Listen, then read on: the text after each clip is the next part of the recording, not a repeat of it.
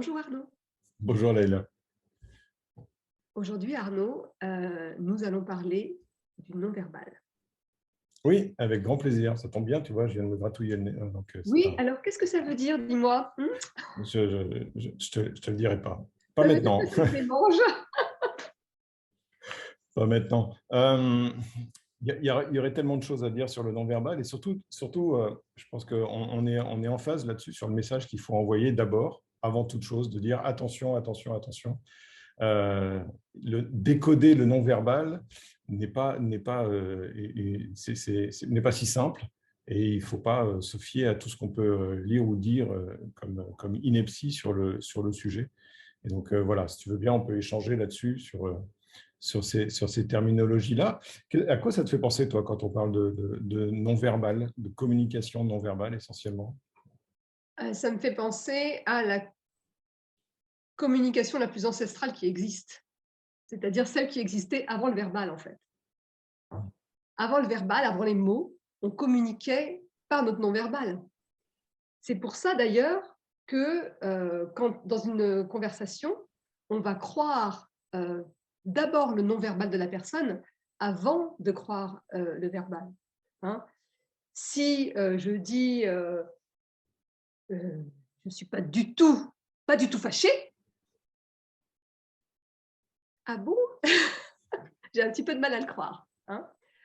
Mais le fameux mais je suis parfaitement calme.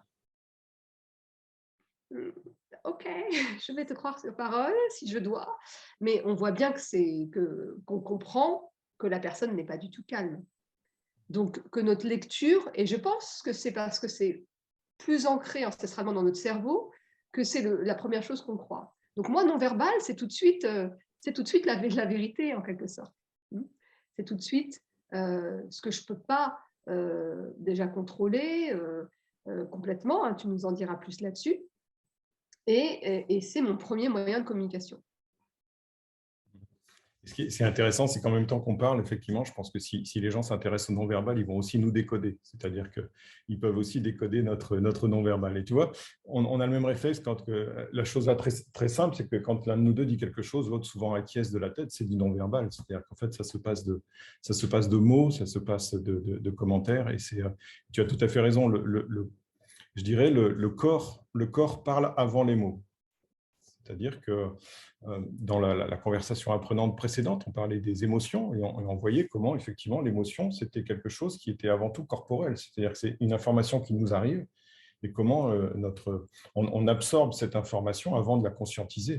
Ça passe par tous des mécanismes, par les 3 couches de cerveau de MacLean, etc. Enfin, bon, voilà, on a évolué à un moment donné, mais il n'en demeure pas moins qu'on reçoit l'information dans notre cerveau et enfin dans notre corps, pardon, et qu'après, on va potentiellement la conscientiser. Mais tu disais tout à l'heure, la communication la plus ancestrale, effectivement, c'est parce que la communication non-verbale, elle est même presque systémique. C'est-à-dire qu'en fait, dans le non-verbal, ce dont on parle essentiellement, c'est du préverbal. Le préverbal, c'est tout ce qui va toucher à notre position corporelle, tu vois, je fais des gestes avec les mains, je parle avec mon corps, s'exprime aussi. Tout ça, c'est le préverbal dans les mouvements qui vont être conscients ou non conscients.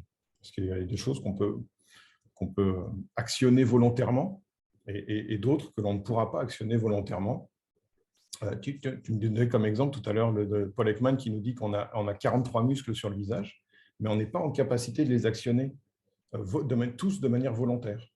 Voilà, tu vois, tu fais des grimaces, machin, on peut carquiller les yeux, etc. Il y en a qui arrivent à faire ça et qui n'arrivent pas à le faire avec l'autre, comme moi, je n'arrive pas à le faire avec l'autre paupière. Donc, il y a des muscles qu'on ne peut pas actionner de manière volontaire. La dilatation des pupilles, on ne peut pas l'actionner de manière volontaire.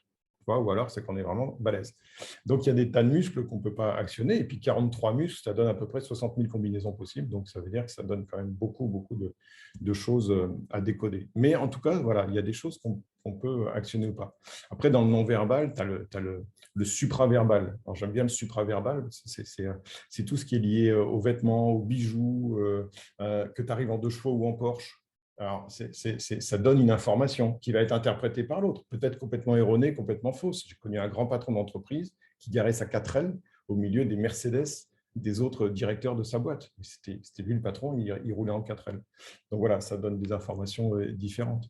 L'infraverbal aussi, qui est intéressant sur la couleur, les formes, les odeurs, etc. Tout ça, c'est de l'infraverbal. Ça peut aussi jouer sur la communication.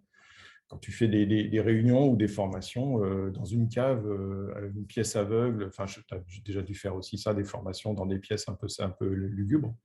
Donc, ce n'est pas la même chose que dans une pièce en bord de terrasse pardon, au 20e étage d'une tour, quoi. Donc, voilà, ça peut jouer. Après, il faut se rapprocher un peu plus de ce qu'on dit. Il y a notamment le paraverbal. Donc, le paraverbal, c'est tout ce qui va toucher à l'intonation, c'est-à-dire l'intonation de voix, la voix grave, la voix aiguë, le rythme, les fins de phrases, etc. Ça donne une indication sur l'intention, par exemple. Voilà. Donc, tout ça, c'est intéressant. Et puis, il y a dernièrement, c'est le périverbal. Le périverbal, c'est tout ce qui est lié à l'espace-temps. Péri en périphérique. Donc, comment la communication se passe et dans quel laps de temps. Est-ce qu'on fait les choses lentement? Est-ce qu'on fait les choses rapidement, etc. Tout ça, voilà. Tout ça, c'est le non-verbal. Donc, quand on parle de systémie, ce qui nous intéresse aussi, c'est que je pense que dans cette… Tu disais tout à l'heure, quelqu'un qui croise les bras, ça n'a personnellement aucun sens. C'est-à-dire qu'il faut vraiment voir dans quelles circonstances, est-ce qu'elle le fait régulièrement, donc à quelle fréquence, et surtout, elle le fait à quel moment. C'est-à-dire que ce qui va être important d'observer dans le non-verbal, ce n'est pas tant la posture de quelqu'un, ce n'est pas tant sa position, c'est véritablement à quel moment, quand il a reçu une information, il a eu le besoin de changer de posture. Tu vois, quand je me suis gratté le nez tout à l'heure, effectivement, tu me disais qu'est-ce que ça signifie? À quel moment c'est arrivé dans la communication? Est-ce que je peux le refaire maintenant? Ça aura une autre signification que celle qu'elle avait tout à l'heure, dans la mesure où ça n'arrive pas au même moment. Et puis, si je le fais 10 fois dans la conversation, je vais finir par regarder de plus près. J'ai peut-être un bouton, toi, qui est en train de me gratter, là, qui est en train de pousser. Et effectivement, tu vas t'apercevoir que c'est juste tout simplement parce qu'il y a une vraie démangeaison. Et quand il y a une vraie démangeaison, à un moment donné, bah, ça te gratte. Donc, ça te démange, donc tu te grattes. Pas parce que tu joues au Kems. Oui, aussi. Donc, dans le non-verbal, c'est surtout ça qui est intéressant. On peut faire de l'analyse de non-verbal sur une photo, et on va regarder effectivement la position de la personne, son regard, la position de sa tête, est penchée plutôt à droite, plutôt à gauche, avec quel œil elle regarde. Elle regarde avec l'œil droit ou avec l'œil gauche, ça ne donne pas la même indication. On va regarder ses positions d'épaule, on va regarder la position par rapport à la personne à qui elle parle. Voilà, tu vas pouvoir analyser un tas de facteurs comme ça.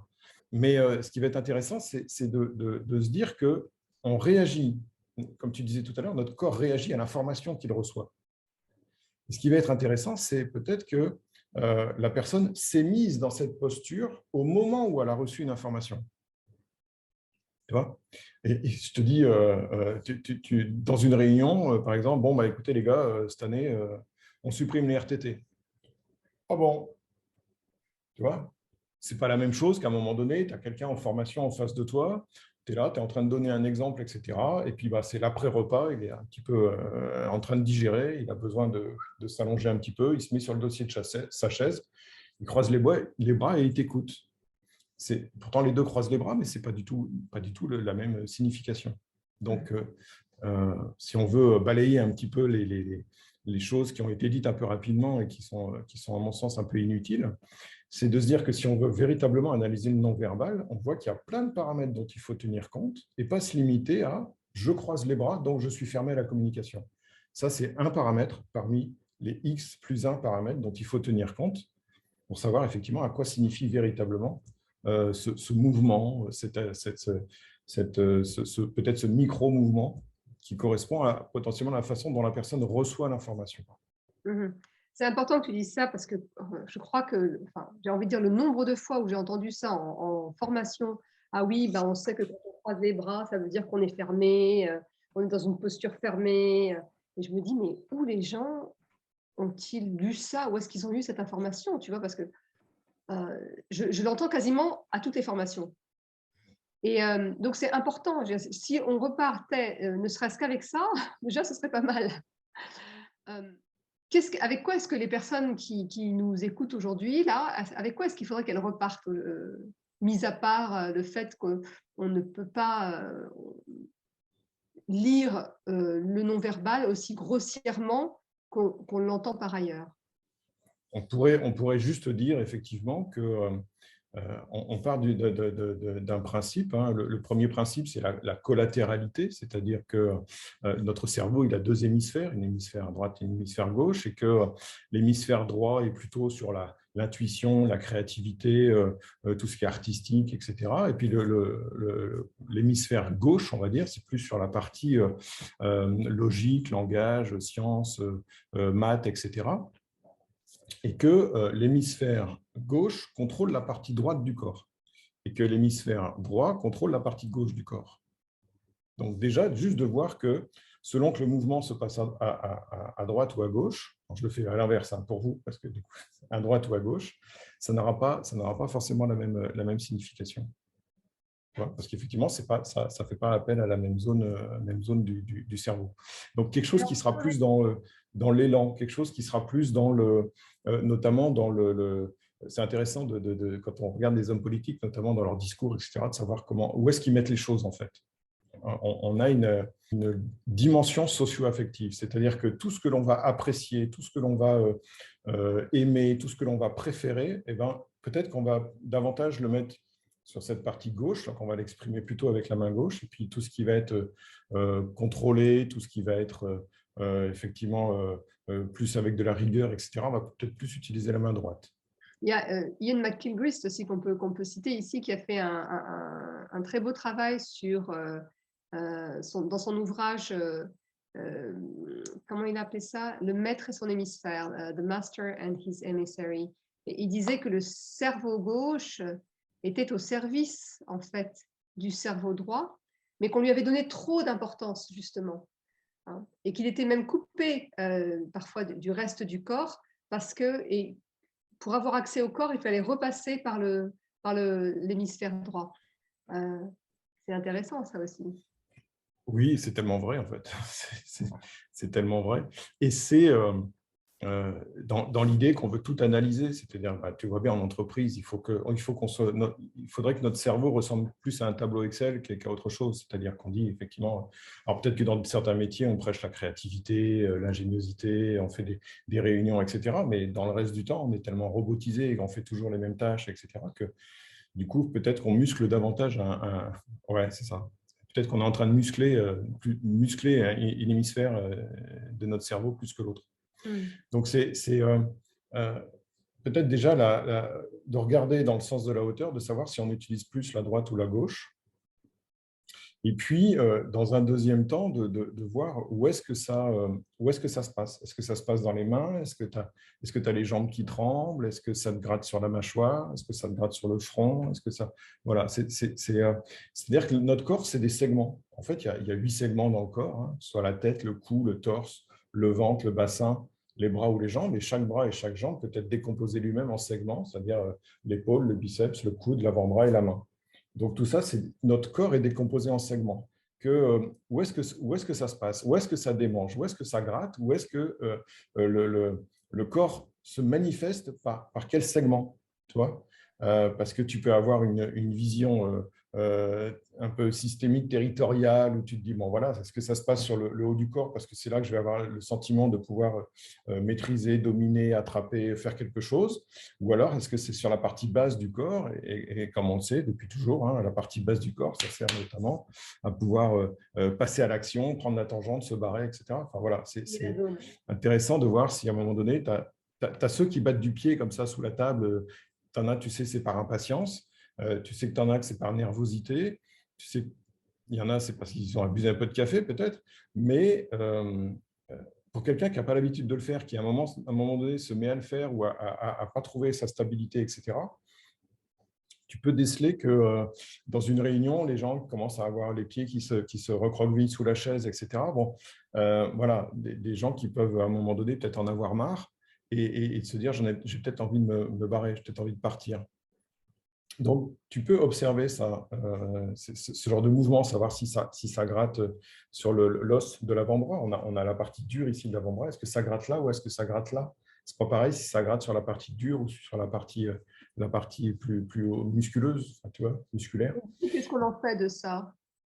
Eh ben, ça, c'est pour montrer les potentiels signes d'inconfort de l'autre. C'est ça qui est intéressant. Quand tu es en entretien, que ce soit en entretien thérapeutique, en entretien de médiation, en entretien d'embauche, et que tu abordes un sujet avec un futur recruté, par exemple, et que la personne commence à avoir des picotis, et donc à un moment donné, sent de se gratouiller. Alors, sur la tête, bon, ok, il réfléchit, d'accord, ça va bien. Un peu plus derrière la tête, là, où il se dit, bah, écoutez, entre 2014 et 2015, bon, voilà, tu sens qu'à un moment donné, il y a une gêne de la part de l'autre et que c'est un signe d'inconfort. Donc, toute démangeaison sur des parties rigides, coudes, avant-bras, épaules, etc., peut montrer potentiellement, si ce n'est pas une démangeaison piqûre de moustique, ça peut être un signe d'inconfort. Et là, ce qui est intéressant, c'est quand on décode le non-verbal, on ne décode jamais un signe. C'est-à-dire qu'un signe, comme je viens de l'expliquer là, ce n'est pas suffisant, en fait. C'est ce qu'on appelle des ballons rouges. Les ballons rouges, c'est tous ces signaux qui vont apparaître. Et ce qui va être primordial, c'est de se dire, on va multiplier les ballons rouges. Et c'est par la multiplication des ballons rouges, si tu veux, que ça va nous donner une information potentiellement sur l'état émotionnel de la personne. Parce qu'elle est embêtée, parce qu'elle est décontenancée par la question, parce qu'elle est mal à l'aise, parce que le trou dans son CV, il l'a mal comblé et qu'à un moment donné, ça se voit comme un nez au milieu de la figure, qu'il n'a rien foutu pendant 2 ans. Mais ce n'est pas grave, mais il s'est embêté par rapport à ça. Donc, c'est surtout les signes d'inconfort et qui sont intéressants quand, alors je répète, hein, moi, même quand je fais des enquêtes sociales, quand tu poses la question aux personnes, et c'est des trucs très, très simples, quoi. Mais monsieur, votre femme me dit que vous l'avez battu pendant 5 ans, qu'est-ce que vous en pensez, comment vous recevez l'information, etc. Tu vois, et là, tu vois le mouvement. Tu vois le mouvement de la personne. Bah non, non, mais pourquoi elle me fait ça? Pourquoi elle dit ça? Tu vois, tu vas pouvoir regarder comment la personne réagit à cette information. Une fois, 2 fois, tu vas regarder ce qui est en train de se passer. Et la multiplicité des ballons rouges, comme ça, va permettre de voir qu'à un moment donné, ça va être les sourcils, ça va être les dents, ça va être les mains, ça va être la position des épaules. Tu vois, tu peux multiplier comme ça les ballons rouges et tu vas te dire à un moment donné, voilà, si je devais prendre une photo, voilà ce que la personne montre. Est-ce que c'est de l'agressivité? Est-ce que c'est de la colère? Est-ce que c'est de la frustration? Est-ce que c'est vrai ou pas? Est-ce que c'est sincère? C'est une émotion, c'est pas un pic émotionnel comme un électroencéphalogramme. Si tu vois que le mec il prépare son truc, c'est téléphoné, tu vas te dire bon, ok, tu vois, c'est pas instantané, c'est pas naturel, quoi. C'est un truc qui est un peu surjoué comme au théâtre. Donc voilà, c'est toujours intéressant c'est déclinable à l'infini, jusqu'à analyser les pleurs, savoir comment la personne essuie ses pleurs. Est-ce que c'est un mouvement croisé? Est-ce que c'est un mouvement direct? Est-ce que tu vois, te gratter l'oreille comme ça, tu peux te gratter l'oreille. Pourquoi est-ce qu'il y en a qui utilisent la main opposée pour se gratter l'oreille? C'est intéressant. Donc ça peut être des choses qui vont être plutôt cachées, plutôt camouflées. Peut-être parce Voilà. qu'ils ont une tendinite. Mais tu le verras facilement, et tu verras qu'il fait systématiquement le même mouvement et il ne fera jamais ça. Donc tu te dis, ok, c'est peut-être quelque chose de naturel. C'est intéressant ce que tu dis parce que finalement, peut-être qu'un message à faire passer, c'est que le langage non verbal, ce n'est pas une science exacte. C'est pas un tableau dans lequel, il y en a qui ont essayé, hein, j'en ai lu des pages et des centaines de pages là-dessus avec toutes les codifications. C'est pas une matrice Excel non verbal. C'est pas un truc où tu peux dire bah tiens ça égale ça, ça égale ça. C'est pas mathématique, ça se passe pas comme ça. Par contre, avec l'avènement des neurosciences, il y a eu des tas et des tas de tests qui ont été faits, des tas d'expérimentations qui ont été faites, et elles ont révélé pour que ces significations, comme on dit, l'association de plusieurs ballons rouges, nous laisse à penser que la personne est dans telle émotion ou dans tel ressenti, dans tel sentiment, etc. Il faut que ce soit avéré à plus de 75%. Donc, ça veut dire que presque 8 fois sur 10, ça a voulu dire ça. Donc, ça peut nous donner une idée sur potentiellement, ça peut vouloir dire ça.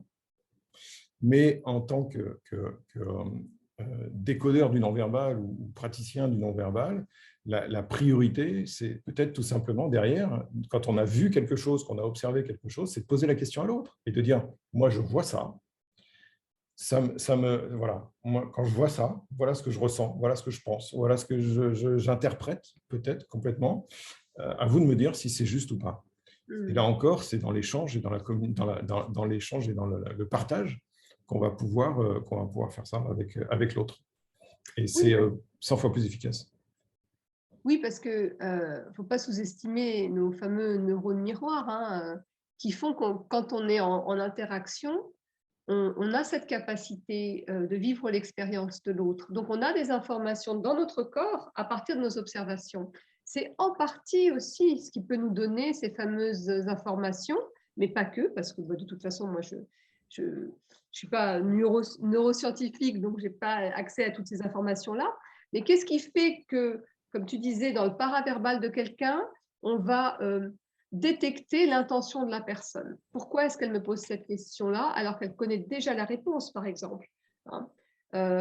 J'ai l'impression que ce qu'elle me dit, c'est faux. Est-ce que c'est quelque chose qui m'appartient ou est-ce que c'est quelque chose qui vient de la personne?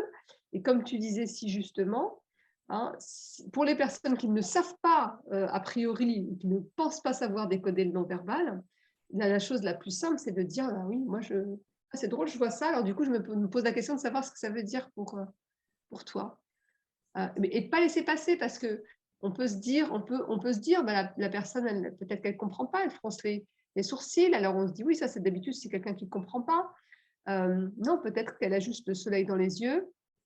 Mais, et puis nous, quand on est en entretien, par exemple, hein, si on a particulièrement chaud, puis qu'on se dit, bah, finalement, j'ai mis un pull trop chaud là par rapport à la température et que je sens que je suis mal à l'aise et que ça va se voir, plutôt que d'être d'autant plus mal à l'aise parce que ça va se voir, c'est de se dire, excusez-moi, en fait, j'ai pas pensé qu'il ferait aussi chaud. Du coup, j'ai chaud, donc je vais boire un peu d'eau, mais voilà, je ne suis pas plus mal à l'aise que ça, quoi. Simplement s'autoriser à dire ça aussi, hein. Et c'est là que le verbal, et vient compléter, accompagner, soutenir notre non-verbal en disant, ben voilà en fait ce qui se passe pour moi. Et le mot que je voulais employer depuis tout à l'heure, c'est la notion de congruence. Quand tu as le non-verbal qui est congruent avec le verbal, alors ça match. On ne se pose pas de questions. Le message, il est reçu dans son entièreté. La difficulté, ce que tu disais tout à l'heure, c'est que quand le non-verbal ne matche pas avec le verbal, et qu'à un moment donné, forcément, quelqu'un qui te dit quoi, mais si, je suis calme, oh là là, on est d'accord que là, forcément, ça ne matche pas. Alors là, c'est exagéré, c'est des trucs qu'on vit quotidiennement, mais des fois, par des tout petits mouvements, ce qu'on appelle les micro-mouvements, les micro-démangeaisons, le truc, ouais, enfin, voilà, tu vois, généralement, moi, de toute façon, quand on se caresse le nez, alors il y a plein de faces du nez, tous les endroits du nez ont une signification potentiellement différente, mais quand on touche le nez comme ça, c'est qu'à un moment donné, ça pue, quoi. Il faut parler crûment, mais c'est qu'il y a un truc qui ne colle pas.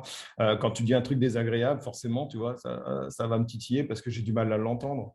Ça peut, voilà, gratter à un moment donné parce que je ne vois pas bien ce que tu veux dire. Bon, ça, c'est les trucs basiques, ça, c'est évident.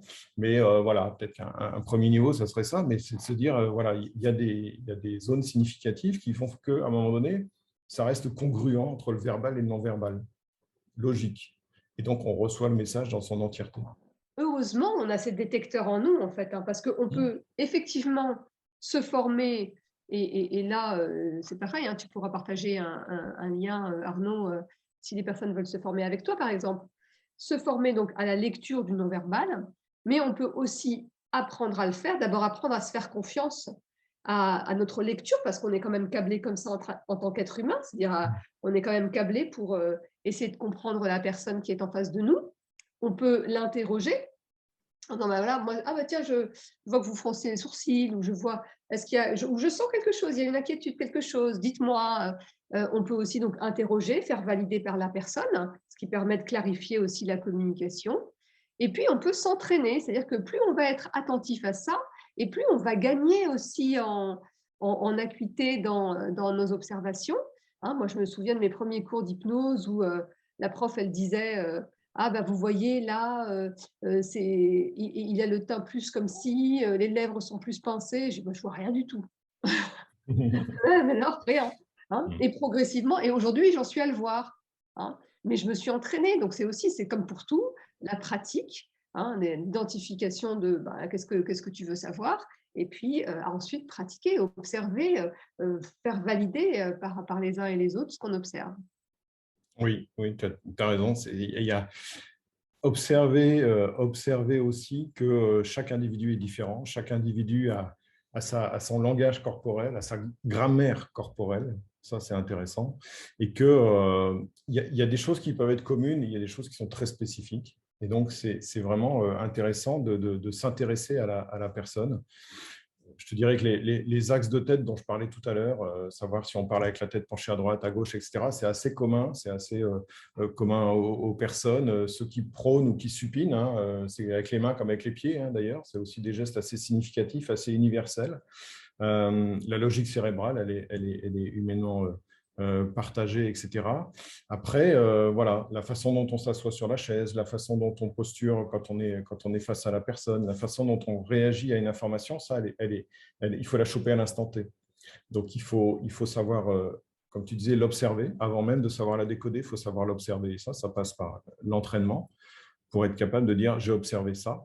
Et avant d'en tirer des conclusions trop hâtives, je vais juste poser des questions à la personne, quoi. C'est évident. Si on devait finir là-dessus, je dirais que le non-verbal, c'est quelque chose qu'on ne peut pas, on ne peut pas, et on ne doit surtout pas contrôler ou chercher à maîtriser. Quand on est dans une communication authentique, quand on est dans une communication sincère, quand on est dans une communication vraie, qui fait que l'autre en face va potentiellement avoir confiance en nous, il va développer un sentiment de confiance, il va voir cette congruence entre les deux, et il va voir qu'on est, on est plein, on est entier, on est disponible pour la personne, on est ouvert à l'autre. Et bien à ce moment-là, c'est ça qui va aussi créer ce lien avec l'autre, qui va créer peut-être cette confiance-là. Après, on peut se tromper, on peut se planter, on peut dire des bêtises, on peut faire des tas de choses, mais là, le lien et la relation, elle est vraie avec l'autre. Et c'est à partir de ce moment-là qu'on peut commencer à construire quelque chose. Et là, bah, comme tu disais tout à l'heure, on va se fier à cette observation et à cette fluidité qu'on va avoir avec l'autre. Et peut-être qu'on n'aura plus à décoder et à espionner ou à chercher la faille, parce que finalement, il n'y en a pas. On sera congruent l'un et l'autre, on sera sincère et authentique l'un et l'autre. Et c'est ça qui va faire la beauté de la relation sur un instant T. C'est ça qui est beau et qui est génial, en fait. Merci Arnaud. Merci à toi et à très bientôt. À bientôt.